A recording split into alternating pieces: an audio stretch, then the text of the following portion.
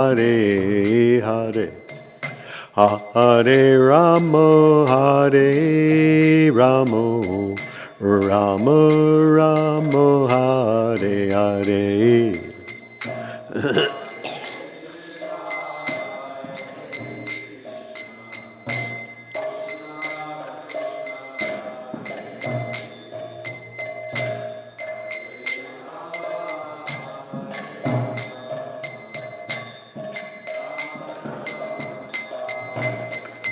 Jaya Prabhupada, Jaya Prabhupada, Jaya Prabhupada, Jaya Prabhupada.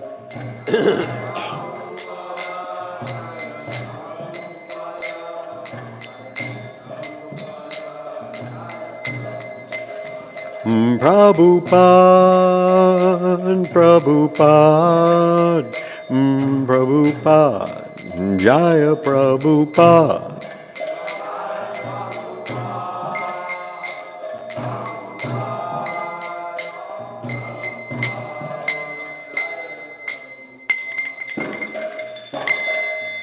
Jai Om Vishnupad, Paramhamsa Paravajikacharya, Do Darasata, Shri Śrimad, Divine Grace, A.C. Bhaktivedanta Swami Prabhupada Ki, Ananta Koti Vaishnavrinda Ki, Rentrad Śrimad Bhāgavatam Ki, Sameda Bhaktivinoda Ki, Gaur Premanandi. All glories to Samala devotees. All glories to Samala devotees. All glories to Samala devotees. All glories to Sri Sri Guru and Sri Gauranga.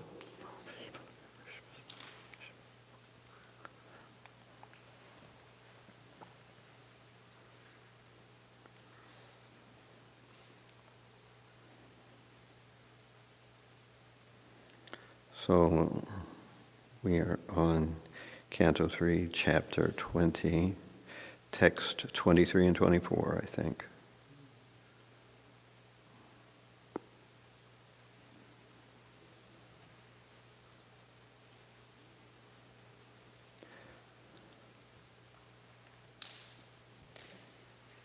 We'll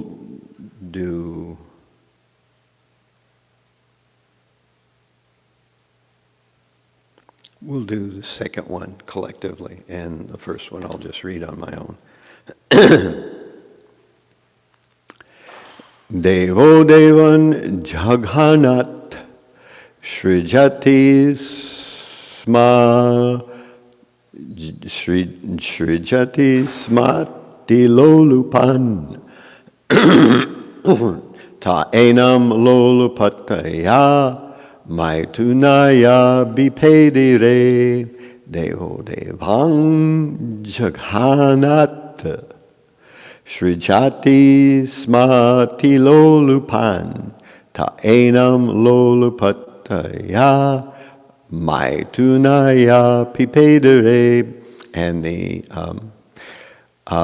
translation of this verse is, Lord Brahma then gave birth to the demons from his buttocks, and they were very fond of sex. Because they were too lustful, they approached him for copulation. So I'll read the purport, and then we'll go on to the next verse, because they're both about the same subject. Sex life is the background of material existence. Here also it is repeated that demons are very fond of sex life. The more one is free from the desire for sex, the more he is promoted to the level of the demigods. The more one is inclined to enjoy sex, the more he is degraded to the level of demoniac life. So here's the one that we'll read collectively. Tato Hasan Bhagavan Tato Hasan Bhagavan Asurair Nirapatrapai Asurair Nirapatrapai Anviyamanas Tarasa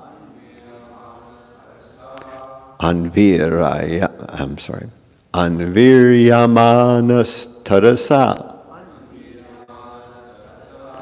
Krudho Bita Parapatat Kruddho bhita parapatat. Tato hasansa bhagavan asurar nirapatrapai anviyamanas tarasa kruddho bhita parapatat.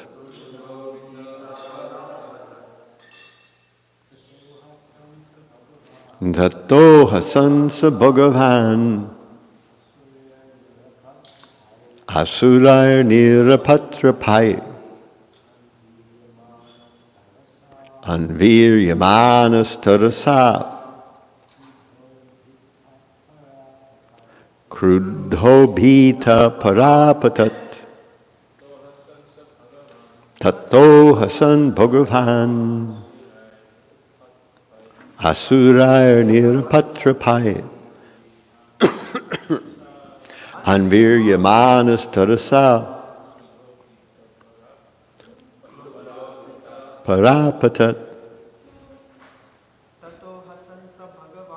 Tato hasansa bhagavan asurar nirapatrapai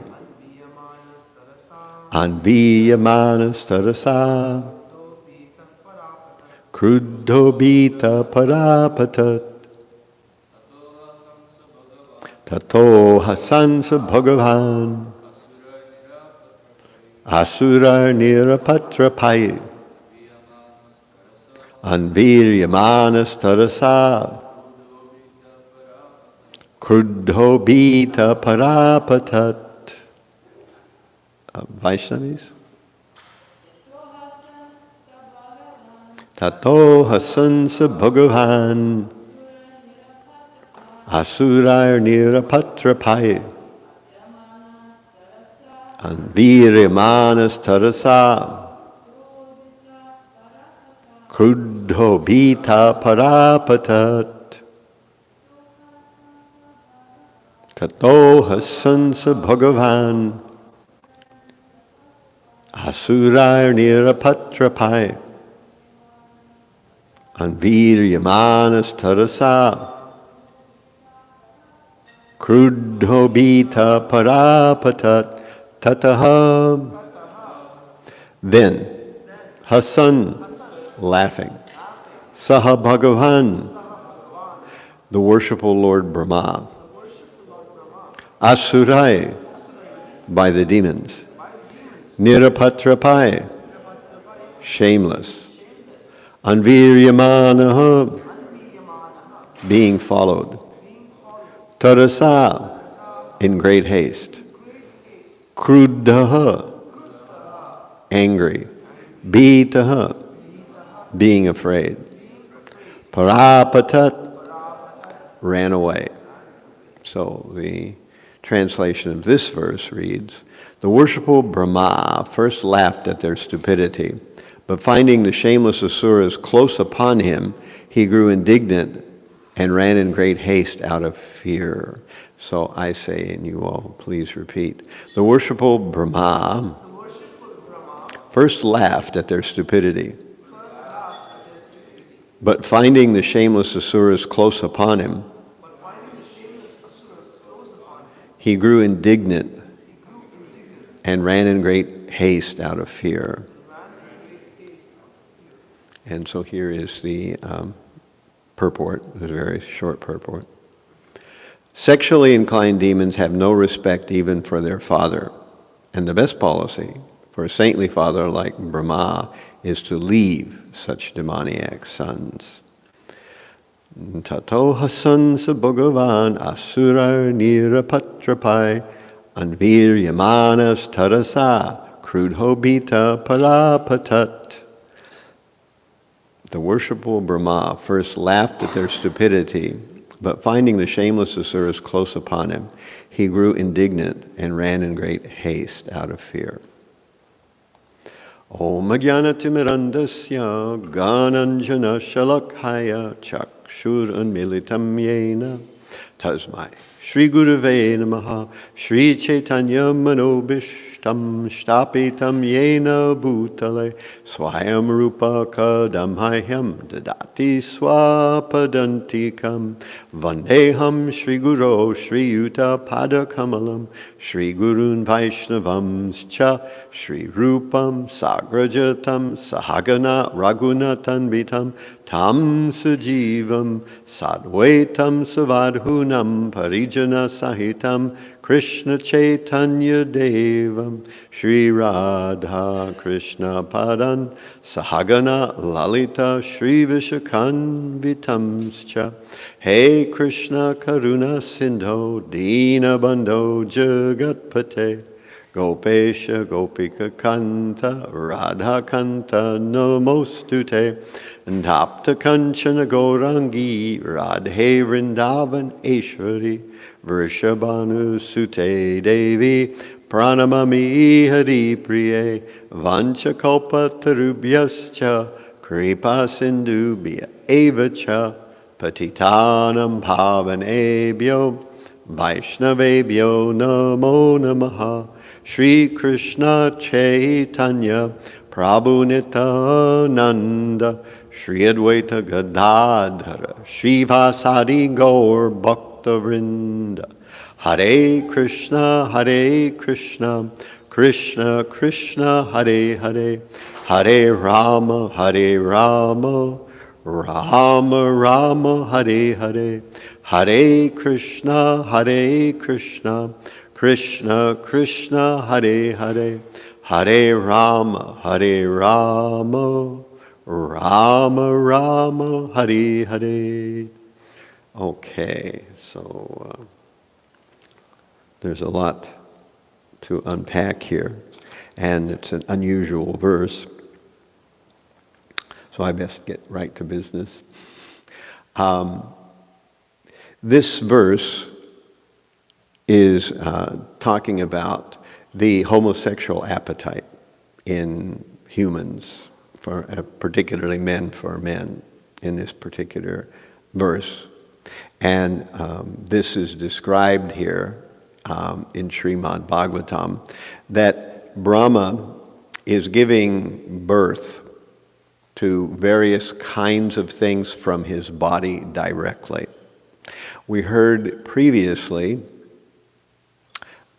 in chapters 5, 6, 15 about other aspects of Brahma creating various things. But here he's generating things from his own body, which is a very unusual body. It's not like our bodies. It's made from intelligence. It's very special. He can generate things and then continue. So he's kind of creating something and then it becomes a separate entity in itself.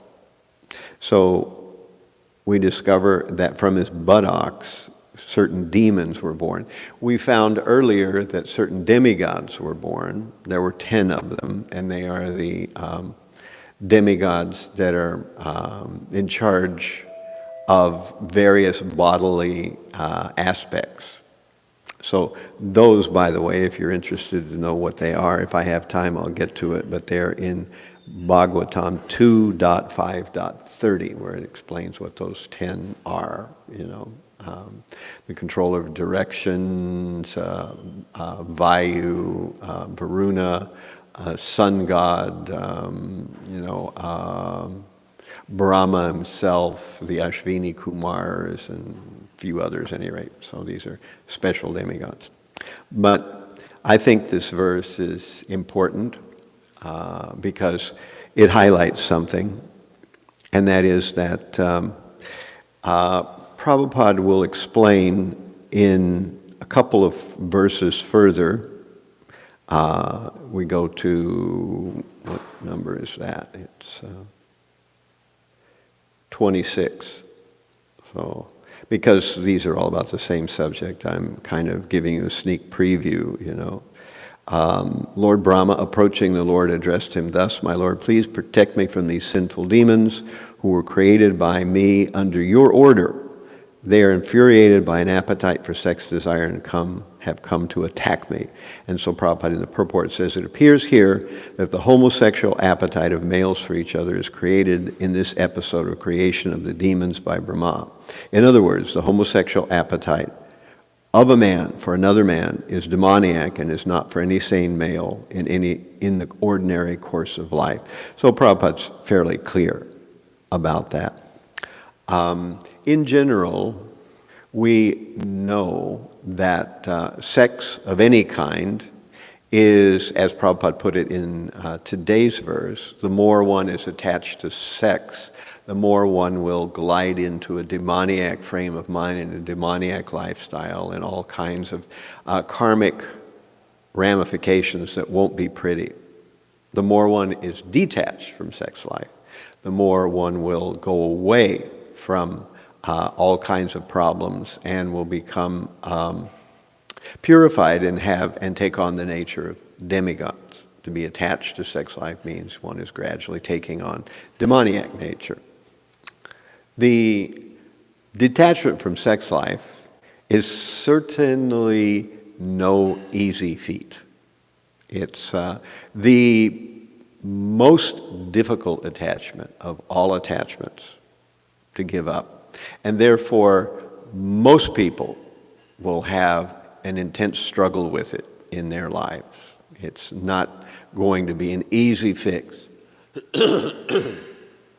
And that is why we hear that engaging in devotional service, hearing the holy name, is the best way to try to deliver ourselves from sex life. If we become attracted to devotional service, to the beautiful forms of the deities, then there's a good chance that although we will be tested and troubled by sex desire, that we will not give way to it.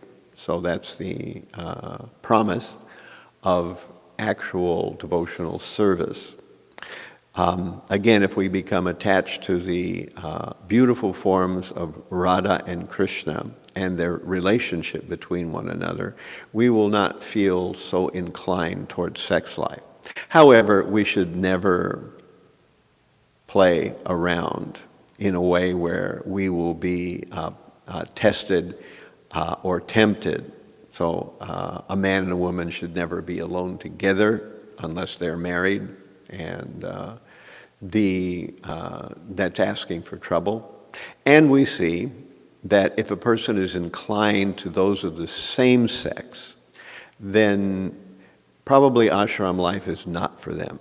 They should rather live outside the ashram because they're going to be in close proximity to those of the same sex. And if that's actually their trend or tendency, then ashram life is probably not the right thing.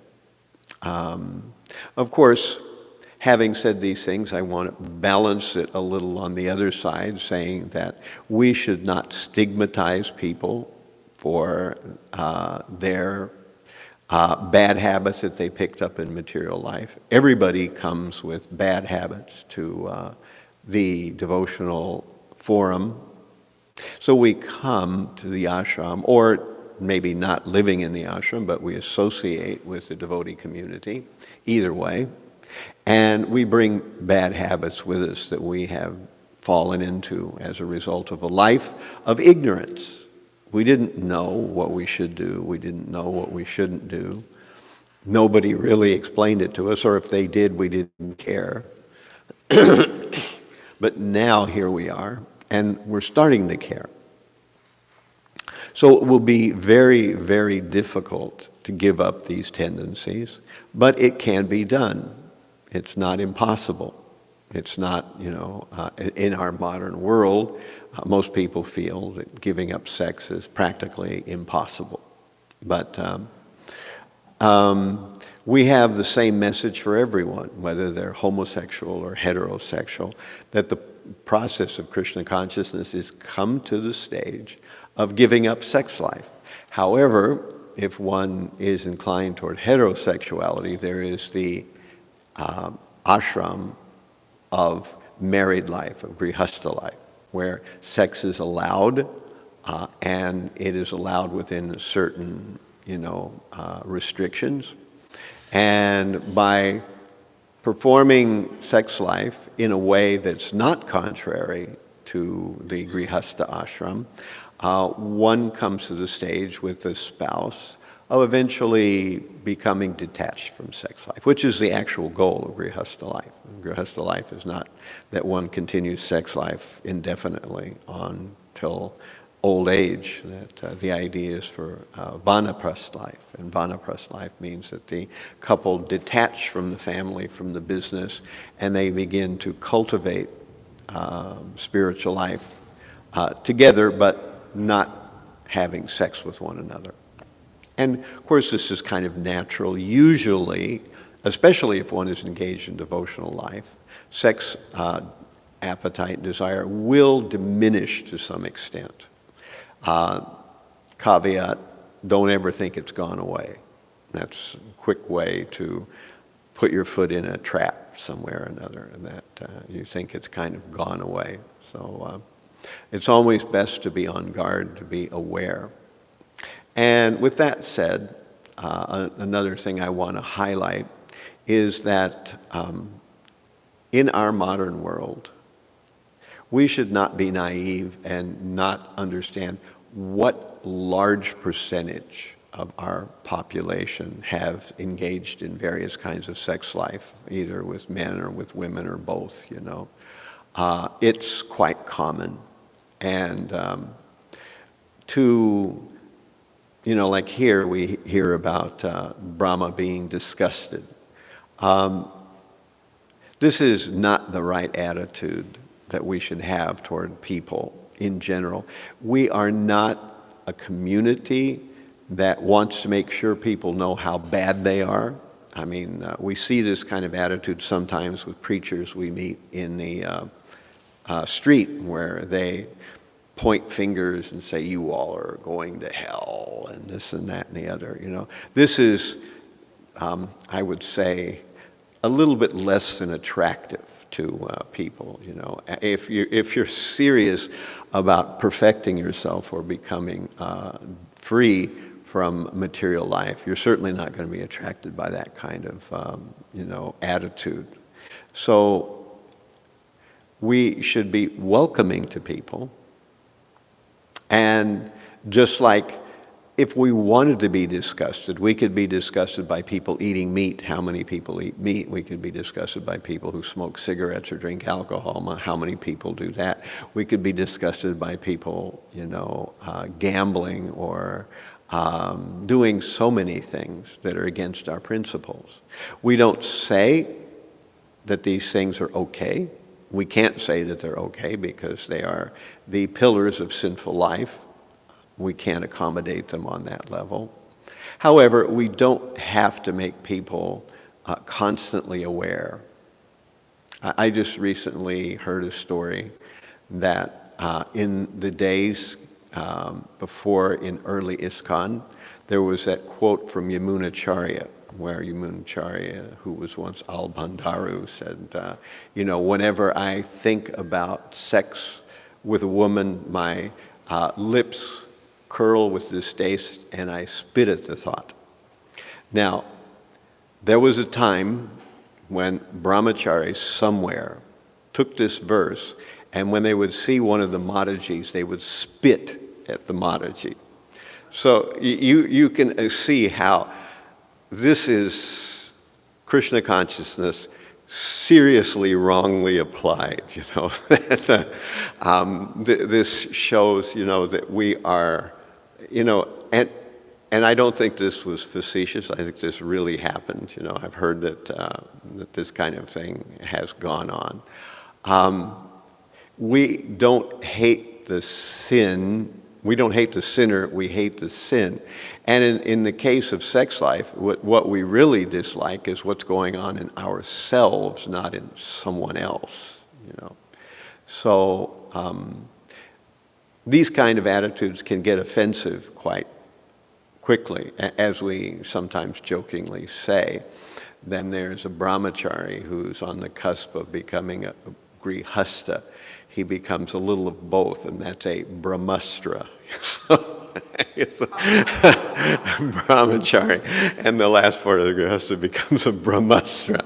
And I think there's something kind of strangely apropos about that. So it is difficult, and there will be turbulent times, and some people will walk that line from brahmacharya to grihastha life, and there's no real wrong thing there because our society allows that.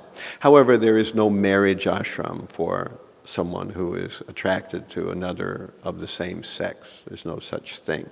However, there's a broader principle, and that broader principle is that whatever sinful activity that we may be engaged in, if we struggle to get free from it, even if we gradually give it up a little bit less,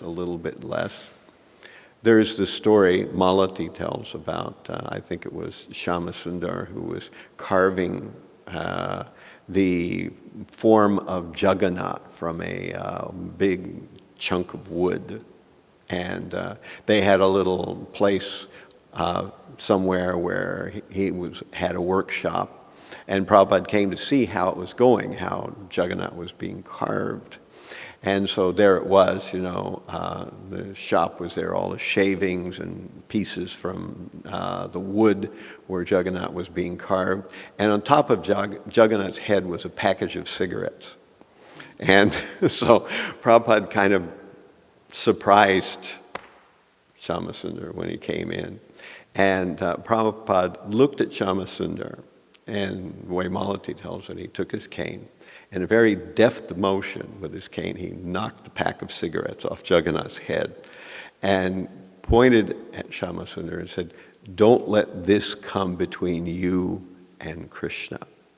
Smoke one cigarette less every day." So this one cigarette less concept means that sometimes people will not be able to do full stop on especially a pernicious, long-held, difficult to extricate bad habit. But if there's applied effort, eventually one can give it up. So this is, I think, an important thing to always remember, that some people may need their space to gradually give something up. Of course, if one is engaging in Krishna consciousness at the same time performing one of the four pillars of sinful life, then it's like lighting fire and pouring water on it. But nonetheless, it's better than not lighting a fire at all. So eventually one will be purified. As a matter of fact, we should always remember that when Prabhupada first came and met the devotees, or the people that were following him at 26 2nd Avenue in the early days, he did not explain the regulative principles. First, he explained chanting Hare Krishna, because he knew that if he would get devotees acclimated or accustomed to chanting the holy name, they would have the strength to follow the regulative principle. Otherwise not. So you can imagine what it must have been like in those early days where people came into 26 2nd Avenue. I expect they probably took their shoes off when they came in, but maybe that was the only thing they knew that they were supposed to do. But, they could have been high on LSD. They could have been, some were, they could have just come from, performing some sex life. They could have just come from drinking alcohol or whatever it was. And here was Prabhupada speaking. And, Prabhupada eventually would make some prasadam for them. They would take it, and then they would leave and let Prabhupada clean up the mess, So it was, this was what the movement was like in the very beginning, before people understood that there was a little more to it, that there were no deities. There was nothing, just Prabhupada giving a class. But eventually, Prabhupada put up the famous, sign that henceforward my disciples should avoid these four common activities, meat eating, intoxication, illicit sex, and gambling. So he explained. But by that time, people had become accustomed to chanting, and many were able to follow. So this is something I think we should always keep in mind. So let me see if there's anything else that I really wanted to say here. So we should, as Vaishnavas, always be trying to help make people's entry into Krishna consciousness easier, not harder. And we should not fault people or look down on people for what they did before they came to Krishna consciousness. So whatever people do before Krishna consciousness should be overlooked if someone's made the serious effort to take to Krishna consciousness. We should not unnecessarily stigmatize people for anything that they did before Krishna consciousness. And if they're still, to some extent, unable to give up bad habits, we should be compassionate with them. In the case of homosexuality, they obviously should not stay in the ashram because it would be bad for a number of reasons. And of course, if a person is seriously committed to homosexuality and they want to, approach others, they're soliciting others, then they might not even be allowed to associate with devotees very much, because this is certainly not there. We should understand that Prabhupada was pretty firm about the whole idea that this is one of the sinful pillars of activity, like meat eating, intoxication, gambling, etc. At the same time, Prabhupada was friends with Allen Ginsberg, and he was outspoken as a self-proclaimed homosexual. Prabhupada knew that, and he didn't treat Allen Ginsberg with disdain. He appreciated Allen Ginsberg. Of course, Allen Ginsberg didn't live in the ashram, but Prabhupada appreciated what he did. So we shouldn't turn people away by, a very nasty kind of attitude towards people, especially if they're making the effort to give up. And, just like it takes people who are heterosexual some time to be able to give up their attachment to sex life, certainly it's the same way for people who are attracted to those of the same sex. So there's some more things I could say, but I want to leave some time for questions, if any of you all have questions. This is kind of a important subject matter, and especially in our time. This is not something that we're talking about that we'll never come in contact with. Actually, this kind of consideration is quite common in devotee circles these days. Let me drink a little bit of water while.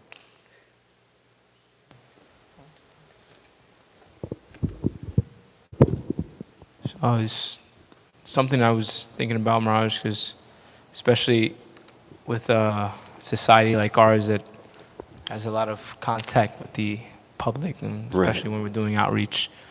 It hasn't come to me yet, but I'm just thinking if the question does come up, what is the response that we have for someone who may be homosexual or transgender, and they may say, what does ISKCON think about this? Right. I think that the most simple response is to say that we give the same answer to everybody, whether you're transsexual, you're homosexual, bisexual, or whatever it happens to be, is that sex life, you need to give it up. And it might take some time. If you're serious about sex life, you probably won't find Krishna consciousness very attractive, But we understand it's difficult to give up, but whether you're heterosexual or homosexual or whatever, as you progress, as Prabhupada just has said here, giving up sex life is a sign that you're progressing spiritually. And the more you can do it, the more you are in the mode of goodness. Because sex actually is the one thing that convinces you you're the body more than anything else. You know, if you engage in sex life, because sex is all about the body. You know, if you have an attractive body, then sex is easy. If you don't have such an attractive body, then it's not. If you have a body that's maybe got a missing limb or something, then it becomes strange. You know, all these kinds of things. Sex is about the body. It's for the body. It makes us believe we're the body. It makes us look at other people as bodies. And so this is why, over time, we learn how to give up sex. But we can't do it all at once, and it's not something that's easy. It can only be done by chanting Hare Krishna and, by engaging in devotional service in sincerity. Because if we're sincere about serving Radha Krishna, and particularly to bring other people to Krishna consciousness, if we're sincere about that, then we won't be plagued by sex life so much, you know. There's something else to be said, that it's interesting that I read a verse in 3rd canto also, but in the 28th chapter, verse 32, where it talks about Makaradvaj, which is one of the names for Cupid. And looking in the Puranic encyclopedia, there are about 20 names, Pradyumna, Cupid, Kandarpa, Kamadev, all these are names for the person who is in charge of attracting people to sex life and to engaging in that way, to amorous and sexual activities. And it mentions that if one is attracted to the smile and the eyebrows of the Supreme Lord, then one will be delivered from sex attraction by Kamadev. So that's an interesting thing you can consider as well.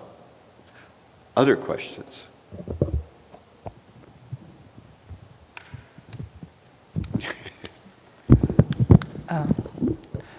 Maharaj, in verse 20, it was written that the more we are indulged in sex desires, we are demoniac, and the more we move away from these desires, we become demigod-like, or Right.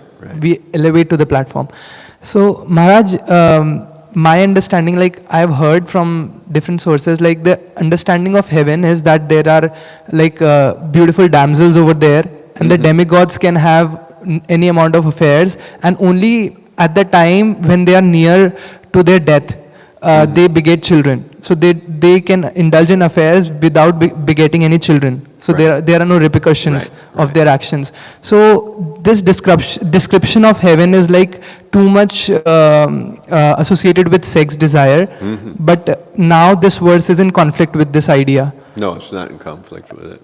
But yeah, I agree. I think if Christians only knew what's up there in heaven, I think if our version of heaven was popular, there'd be more people interested in going there. But we don't want to go there. We want to go beyond heaven to the abode of the Lord. Heaven is actually designed for sense gratification, on big ticket sense gratification, So how could heaven be there and not have sex involved some way or another? Actually, it's an interesting side note that there was a famous American author, Mark Twain, who wrote a series of, writings called Letters from the Earth. And in that, he wrote one passage where it says, that when people go to church, they hear the pastor speaking. And if he speaks past a certain time, people start getting a little edgy and start clearing their throats. And he's usually speaking about everybody going to heaven. But somehow or other, I never knew anybody who was seriously interested in hearing a harp concert, although we hear that there are harps in heaven. And we hear that one thing that's curiously absent in heaven is sex. This is Mark Twain, he's saying. So my conclusion is that heaven has everything people don't like and not one thing that they really do. So why would anybody go there? Of course, Mark Twain didn't know about the Vedic definition of heaven. Otherwise, he might have had a change of heart, But the Apsaras, that's the whole point there, that the heavenly demigods, they enjoy wonderful food, they enjoy beautiful women, and, who, if you read the Mahabharata, you'll find that having sex in heaven is not a sin, and you don't have children. Unless, as you were saying, toward the very last part, as the Apsara is about to leave her heavenly position because her period of enjoyment is up, and you go back to the earth plane, at that point she can have a child, so it replaces the one that she has, because she's leaving, so someone else comes. There's 33 million of them, so there's kind of a stasis of how many of them there are. And this is why devotees are really not interested in heaven, because they don't want to be attracted by these things in heaven. The spiritual world is where you also have husbands and wives in Vaikuntha Loka, but they're not attracted to each other in the usual way. Rather, they're attracted to their service. And this means that in the spiritual world proper, the one kind of amorous relationship is basically the Supreme with his consort, and all the other who are serving intimately, mostly they are assisting that relationship. But if that doesn't sound good to you, then you're not ready to go there. Maybe heaven's the right place for you, But because heaven's temporary, we don't recommend it, because heaven entangles you even more than this world does in the earthly plane. That's why oftentimes the heavenly denizens are praying to come to the earth, because here things are not so pretty and sweet, and there's an impetus to get out of this place, whereas in heaven things are too nice. There's a tendency to just kick back and enjoy. And of course, even in heaven, you don't get a full bill of happiness. There's always the demons wanting to try to attack, and there's envy and jealousy, and one demigod having a rift with another demigod. So all these things are going on in heaven too. So it's still the material world. Heaven is still the material world. Only till you become a pure devotee do you go beyond heaven to the spiritual world. Hare Krishna.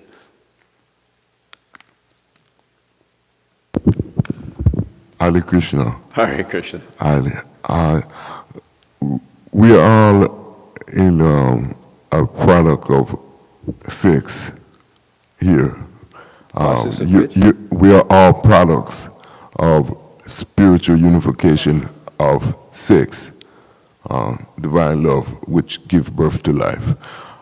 How do you feel about using sexual energy in a positive way? In a positive way. Yeah, outside of the physical forms. I'm unfamiliar with how Krishna consciousness devotees feel about certain use and levels of Tantra, for example. Mm-hmm. But I'm curious to know how do you feel about using sexual energy on that level? Right. The simple answer is that Love of God is sex desire turned opposite. So one thing is the mirror image of the other. So as we become free from sex life, the only way to do it really, I mean, we can artificially do it, but that's not going to really be so good, and it's actually dangerous. But when a person, as it's called, transforms or transmutes that sexual energy to love of God. So a person who is very deeply in a relationship with the Supreme Lord has turned their sexual energy into love of God. It's been transformed. Now, we do know that yogis do stuff with Tantra and Kundalini and like that, which we don't recommend at all, because those energies are very powerful. If you don't know what you're doing, you can definitely unhinge your mind and go insane. It happens to people. It's very dangerous to play around with Kundalini, and it's dangerous to try the tantric procedures. They're called the left-handed path, the Gauris or the Kapalikas. There's a whole class of so-called spiritual seekers, but in Vaishnavism, they're not considered spiritual at all, because they are really focused on the sinful activities. For the most part, this group, the left-handed path, or there's a number of different names for them. The tantrics, their focus is on sex life and on extreme amounts of hashish and marijuana. Their focus is on doing things that are very extreme. The idea is, by experiencing very extreme physical experiences, one will be pushed beyond the body. They don't just do, extreme amount of sex life or extreme amount of drugs. They also do things like immerse themselves in a pit where people have passed stool. They do things like eat brains of people who are being cremated on a pyre. This is all part of the the left-handed path. And so no Vaishnavas recommend any of these things. So with the act of sex being a natural, divine, natural thing to promote all life, and we live in a time where you have a lot of people, I guess you could say, that stand or resonate with this left-hand path, like you have what they call, I guess, eugenicists, I guess they call it, which are people, I guess, that are actually stand for the part of depopulating the earth, or saying, do we have too much life? There should be less life, or we should cut down on life itself. And so I guess their whole agenda is to not promote sex. Mm-hmm. So my thing is, though, sex is the gift of life to promote life, because it's the bridging piece to life itself. So it can't be a bad thing. It can't be cast away out of this life, or else life wouldn't exist. So the balance in which you're speaking of, I definitely resonate with, and I agree to it to an extent. I would like to know, what would you recommend as far as obtaining better balance with sex in this life, outside of certain things that you've already mentioned? Well, what you say is true, that without sex there wouldn't be people. That's obviously, procreation is how people come into the world. You know, one time somebody asked Prabhupada about what would happen if everybody did what you say and they gave up sex life. And Prabhupada said, well, I don't think that's very dangerous. It's not going to happen anytime soon. But the point is that sex life, Krishna says, that's not against religious principles. He is kama swibar. My tongue is tied up now. What is it? In Bhagavad Gita, it's where he says, I am sex life, which is not contrary to religious principles. So if a couple is having sex for the sake of begetting a child that they're going to raise in Krishna consciousness, that is legitimate sex life. But still, the long-term idea is that even in legitimate sex life, we have to come to the stage of eventually giving it up, you know, because as you get older, the idea of having children is no longer really so practical. And most people, because of the way the world is designed and the general kinds of desires people have, people who completely give up sex life are few and far between. But most give up sex life as they gradually get older after going through a period of time in marriage. So that's generally how it works. So we are about 2 or 3 minutes over time. Thank you all very much for your kind attention. All glories to Śrimad Bhāgavatam. All glories to the Vaishnava devotees of the Lord. Hare Krishna. Sekhar Swami Maharaj ki